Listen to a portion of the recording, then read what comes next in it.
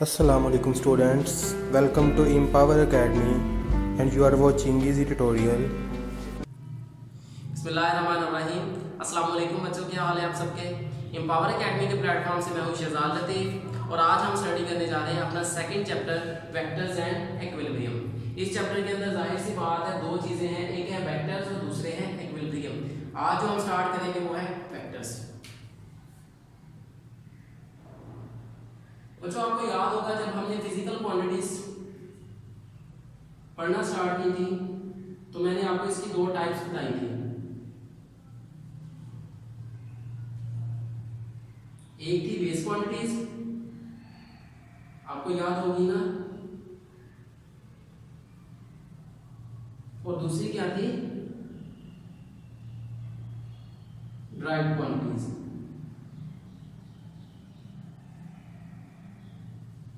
ठीक है, I hope so आपको ये दोनों टाइप्स जो है याद होगी। बेस क्वांटिटीज और ड्राइव्ड क्वांटिटीज क्या है, फिजिकल क्वांटिटीज की टाइप्स है, मतलब कि हमने फिजिकल क्वांटिटीज को क्लासिफाई किया हुआ है। लेकिन ये जो क्लासिफिकेशन थी ये किसकी बेस पे थी, इनकी डेफिनेशंस की बेस पे, कि आप इनको कहाँ डिफाइन किस तरह से करते हैं। बेस क्वांटिटीज क्या है, ये अपने तौर पर डिफाइन होती थी, और जो ड्राइव्ड क्वांटिटीज है आप इनको बेस क्वांटिटीज की मदद से डिफाइन करते थे। ठीक है, तो लेकिन अगर हम बात करें फिजिकल क्वांटिटीज की ही, ठीक है, और फिजिकल क्वांटिटीज की आप क्लासिफिकेशन करना चाहें उनकी रिप्रेजेंटेशन के लिहाज से, किसके लिहाज से, रिप्रेजेंटेशन के लिहाज से, मतलब आप फिजिकल क्वांटिटीज को रिप्रेजेंट किस तरह से कर सकते हैं, तो उस लिहाज से भी फिजिकल क्वांटिटीज की दो टाइप्स बन रही है आपके पास। एक है स्केलर क्वांटिटीज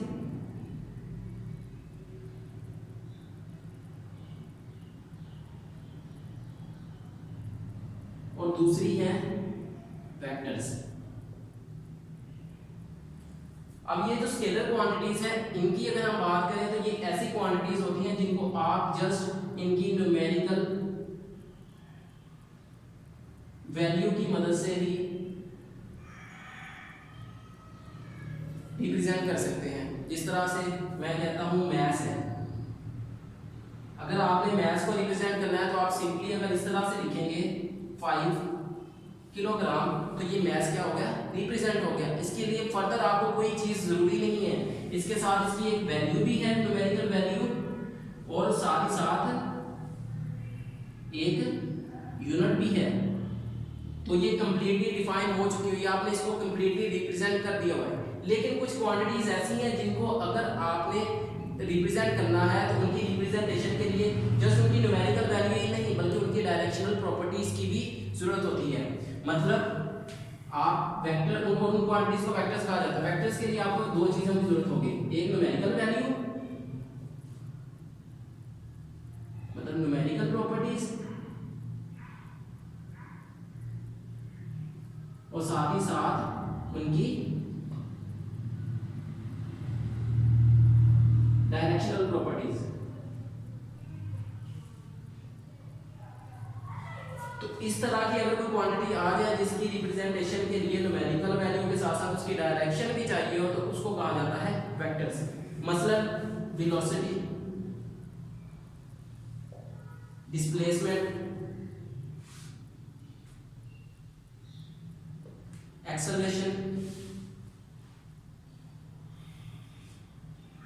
फोर्स, उसी तरह मजीद और भी क्वांटिटीज जो है वो सारी की सारी क्या है, वेक्टर्स क्वांटिटीज हैं। और इनकी रिप्रेजेंटेशन के लिए आपको इनके न्यूमेरिकल वैल्यू के साथ साथ इनकी डायरेक्शन भी जरूरी होती है। अगर आप इनकी डायरेक्शन नहीं बताएंगे तो आप इनकी रिप्रेजेंटेशन सही तरीके से नहीं कर सकते।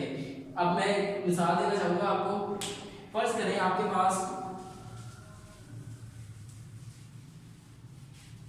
एक पॉइंट है, ये वो पॉइंट आपने कंसीडर कर लिया, ठीक है।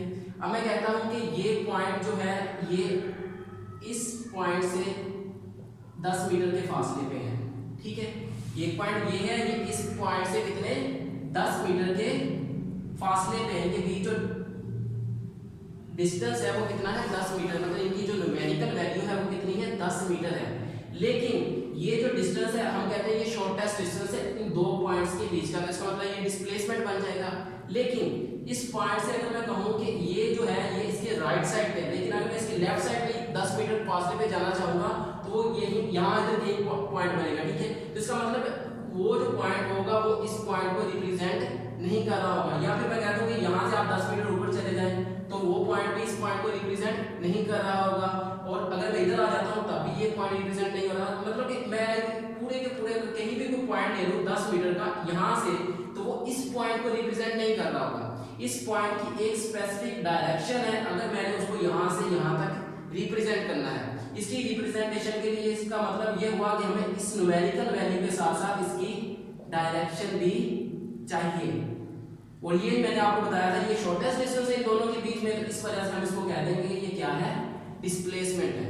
अगर आपने डिस्प्लेसमेंट को करना है रिप्रेजेंट तो उसके साथ उसकी न्यूमेरिकल वैल्यू के साथ साथ उसकी डायरेक्शन भी जरूरी है। तो इस तरह की क्वांटिटीज जिनको रिप्रेजेंट करने के लिए उनकी डायरेक्शन भी जरूरी हो उनकी न्यूमेरिकल वैल्यू के साथ साथ, ऐसी क्वांटिटीज को कहा जाता है वेक्टर्स क्वांटिटीज। और जिस तरह उनमें आपको मैंने वेलोसिटी की भी एग्जांपल दी, एक्सेलरेशन की भी दी, फोर्स की भी दी। अब फोर्स की एग्जांपल मैं अगर देना चाहूं तो आप देखिए, फर्ज करें एक पॉइंट है, इस पॉइंट में मैं कहूं कि दो फोर्सेस एक्ट कर रही हैं, ठीक है। अब वो जो दो फोर्सेस है वो इस तरफ और इस तरफ से भी एक्ट कर सकती है, वो एक दूसरे के असर को जो है वो नलीफाई कर सकती हैं। अगर वो दोनों एक दूसरे के इक्वल है और डायरेक्शन ऑपोजिट है तो एक दूसरे के इफेक्ट को क्या करेंगे, नलीफाई करेंगे। लेकिन अगर फर्ज करें यही दो फोर्सेस सेम इसी डायरेक्शन पे ही एक्ट कर रही हो एक ही पॉइंट के ऊपर, तो वो एक दूसरे के साथ ऐड हो जाएंगे, एक दूसरे के इफेक्ट को बढ़ा देंगी। मतलब कि अगर मैं ये कहूं कि एक पॉइंट के ऊपर दो फोर्सेस एक्ट कर रही हैं लेकिन एक ही डायरेक्शन में एक्ट कर रही है, तो उसका जो आंसर है वो कुछ और होगा, उसका इफेक्ट जो है वो कुछ और होगा। लेकिन अगर एक ही पॉइंट पे दो फोर्सेस हैं वो डिफरेंट डायरेक्शन ऑपोजिट डायरेक्शन में एक्ट कर रही हैं तो उसका इफेक्ट कुछ और होगा। मतलब कि अगर मैं ये कहना चाहूँ कि किसी एक पॉइंट पे दो फोर्सेस एक्ट कर रही हैं तो मैं उस वक्त तक ये कुछ हतमी तौर पे नहीं कह सकता कि उनका इफेक्ट क्या होगा। अगर मैं उनका इफेक्ट बताना चाहता हूँ तो उसके लिए मुझे क्या बताना पड़ेगी, उनकी डायरेक्शन बताना पड़ेगी कि वो एक दूसरे से ऑपोजिट में है या एक ही डायरेक्शन में एक्ट कर रही है। जब तक मैं ये चीज नहीं बताऊंगा तो मैं उनके बारे में हतमी तौर पर कुछ नहीं कह सकता कि उनका असर क्या होगा, उनका रिजल्टेंट क्या होगा, ठीक है। अभी देखिए बात कर लेते हैं हम इनकी रिप्रेजेंटेशन की, वेक्टर्स की रिप्रेजेंटेशन की।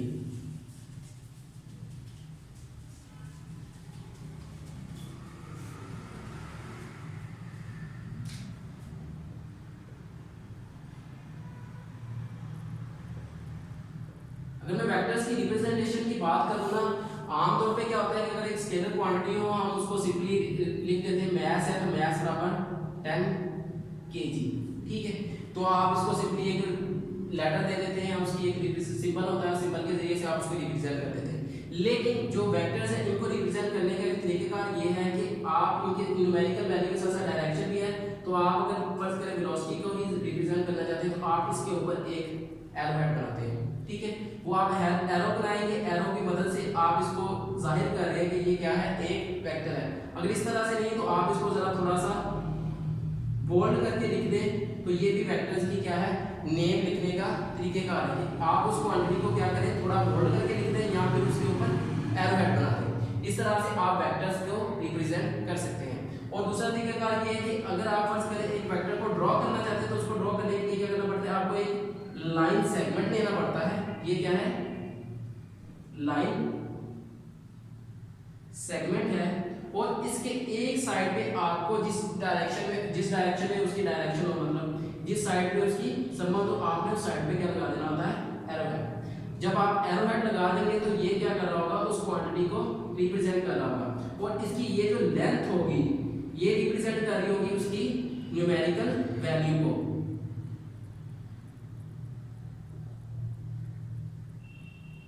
एक स्पेसिफिक स्केल के मुताबिक आप इसको ड्रॉ करते हैं कि अगर मैं कहूँ कि फर्ज करें ये आपके पास में एक 5 सेंटीमीटर है तो 5 सेंटीमीटर में 5 मीटर को रिप्रेजेंट करने के लिए यूज करूंगा। अगर ये 10 सेंटीमीटर है तो इसका मतलब है ये 10 मीटर के लिए होगी। इसी तरह ये क्या है, इसकी न्यूमेरिकल वैल्यू, और ये जो एरो हेड है ये क्या है, इसकी डायरेक्शन।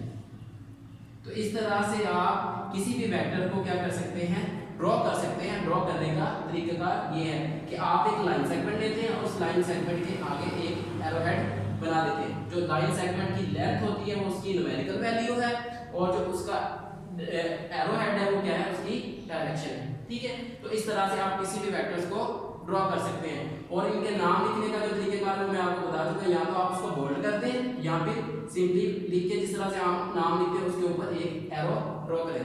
जब आप एरो ड्रॉ करेंगे तो उस तरीके से फिर वो आपका क्या बन जाएगा, वेक्टर बन जाएगा। ठीक है, आई होप आपको ये जो वेक्टर का इंट्रोडक्शन है ये क्लियर होगा कि वेक्टर्स क्या होते हैं, वेक्टर्स की हमें जरूरत क्यों होती है, और उसके साथ साथ वेक्टर्स को आप ड्रॉ किस तरह से कर सकते हैं, वेक्टर्स के लिए हमें किन किन चीजों की जरूरत होती है, एक न्यूमेरिकल वैल्यू और दूसरी उसकी डायरेक्शन। ठीक है, आई होप सो इस टॉपिक में आपको कोई प्रॉब्लम नहीं होगी, लेकिन फिर भी कोई मसला आ रहा है या कोई कंफ्यूजन रह गई हो तो आप नीचे कमेंट करके हमसे क्वेश्चन कर सकते हैं। तब तक के लिए हमें इजाजत दीजिए और दुआ में याद रखिएगा। अल्लाह हाफिज।